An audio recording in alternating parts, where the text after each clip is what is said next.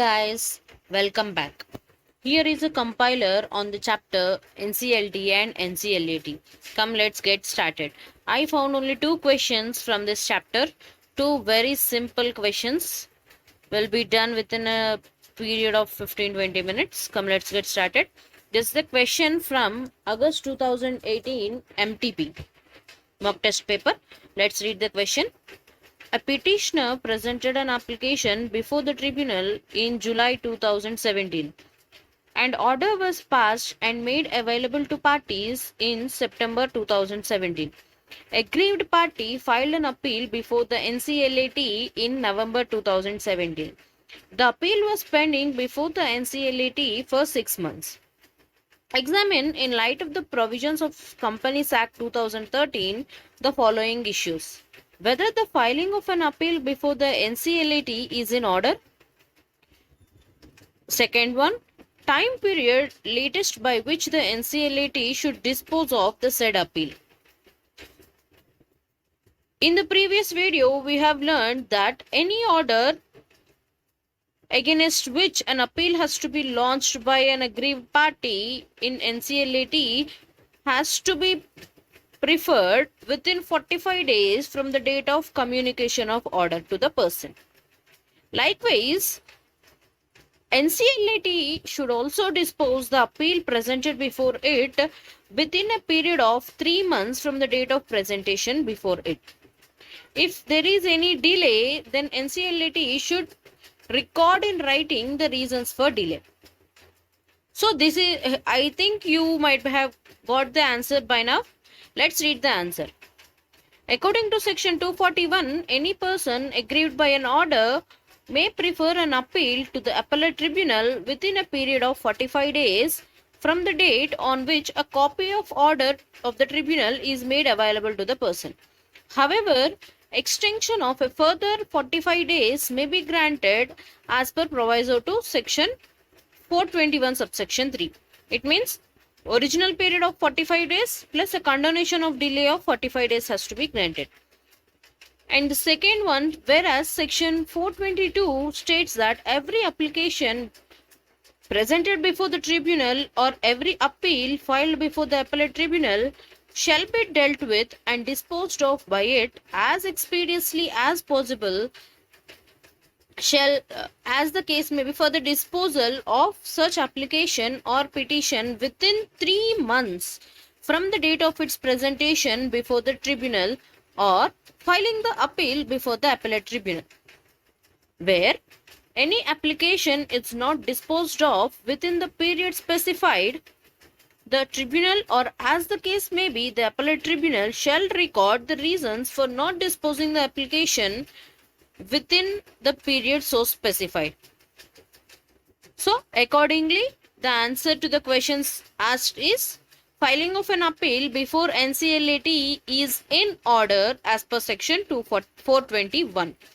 And the answer to the second question is, as per section 422, appeal should be disposed of within 3 months, but in the current period, the appeal is pending for 6 months. So, a condonation for delay even in completion of proceedings is only to the extent of 90 days. It is 3 months plus 90 days. So, accordingly, appeal should be disposed of by the NCLAT latest by May 2018. Hope you are clear. Come, let's move on to the next question. This is a question which is asked in the final examinations of November 2018 attempt. Come, let's read the question. Aggrieved by an order of NCLAT dated 5th May 2018, passed without the consent of the parties, Madrak Limited decided to file an appeal before NCLAT. Meanwhile, the employees and officers of the company went on a strike from 10th May 2018 demanding higher pay and allowances, as a result of which the operational and management activities were badly affected. The strike was called off on 15th of June 2018. Thereafter, the appeal was filed on 25th of June 2018 before NCLAT with a prayer for condoning the delay in filing the appeal. A single judicial member of NCLT started the hearing. With reference to the provisions of Companies Act, examine the following. Whether the appeal is admissible, what is the maximum period allowed for condonation, is the appeal transferable to a bench consisting of 2 members. We already know that whether the appeal is admissible, yes, it is admissible if it is within the time prescribed. What is the maximum period allowed for condonation? It is 45 days. Is the appeal transferable from a bench to consisting of 2 members? Yes, it is transferable only with the permission of president. Come, let's read the answer. Appeal from orders of tribunal, section 421. Any person aggrieved by an order of tribunal may prefer an appeal to the appellate tribunal. Where an order made by the consent of parties, no appeal shall lie before the appellate tribunal. Period for filing of an appeal. Every appeal shall be filed within a period of 45 days from the date on which the copy of order of tribunal is made available to the person aggrieved, and shall be in search form and accompanied by search fees as may be prescribed. However, the appellate tribunal may entertain any appeal after the expiry of said period of 45 days from the date aforesaid, but within a further period not exceeding 45 days. If it is satisfied that the appellant was prevented by sufficient cause from filing the appeal within that period. In the instant case, the appeal is admissible as the order of NCLT was passed without the consent of parties. It is clearly given in the question. The maximum period allowed for condonation is 45 days. If the appellate tribunal is satisfied that the appellant was prevented by a sufficient cause from filing the appeal within that period. In this question, it has been clearly given that there was a strike of employees and officers. So, this is a sufficient cause for condoning the delay. Therefore, the appellate tribunal has condoned the delay but to the maximum extent of 45 days.